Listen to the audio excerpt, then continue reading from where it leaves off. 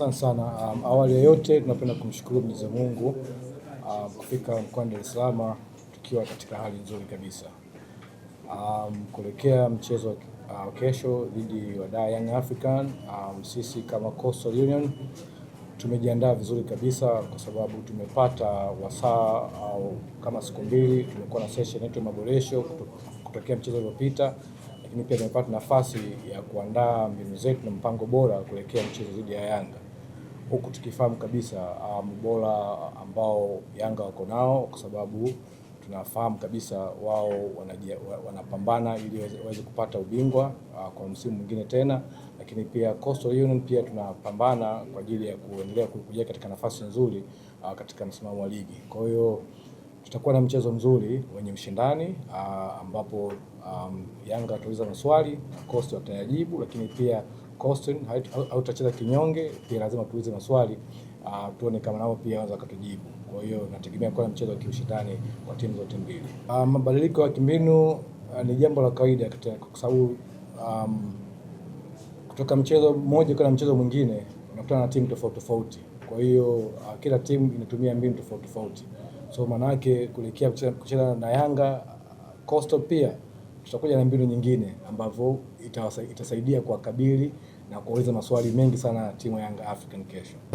Kwa mabadiliko ya benchi ya kiufundi ambalo Yanga wameweza kulifanya, sisi kwetu Coastal hatujaweka kama ni focus kubwa sana, kwa sababu ni sehemu ya mabadiliko ya kawaida katika timu mbalimbali. Kwa hiyo tunaamini kocha aliyopo amekuwa akihudumu katika nafasi tofauti tofauti katika timu ya Yanga. Kwa hiyo tunajua anaifahamu na wachezaji pia wanamfahamu.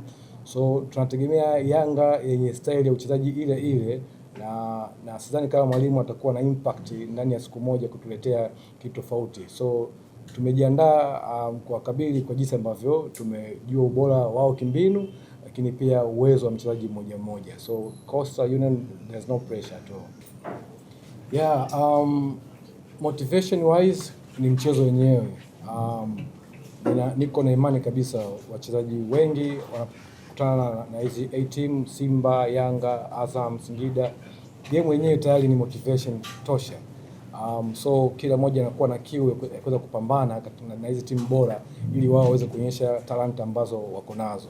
Kwa hiyo tunategemea vijana kesho watakuwa na spirit ambayo wamekuwa wakionyesha kwenye mechi zilizopita, lakini pia hata mazoezini tumeona chachu ambayo wamekuwa wakijenga kuelekea mechi dhidi ya Yanga. So mimi kama mwalimu niko na imani kubwa na wachezaji wangu kwa jinsi ambavyo tumeweza kuandaa physically and also mentally. Kwa hiyo hatuna pressure actually. Mashabiki wana Mangush, wana Tanga, tunaomba bado muendelee kuwa na imani na vijana wetu, na vijana wanaahidi kuleta mchezo mzuri kuelekea kesho. So kikubwa kutoka kwenu tunaomba sana muendelee kusupport, muendelee kutuweka katika sala na maombi yenu, dua, ili timu yetu iweze kufanya vizuri kesho. Kwa ufupi ningeomba kabisa moyo wao wa ushabiki waje waliopo Dar es Salaam, Tanga, waweze kufika karibu katika uwanja wa KMC kesho ili kuweza kuanikiza timu yetu ipate matokeo ambayo. Cha kwanza kumshukuru Mwenyezi Mungu kwa maana tumesafiri salama kutoka Arusha mpaka kufika Dar es Salaam, na so far wote tuko salama na tumeendelea na maandalizi kwa ajili ya mechi ya Yanga.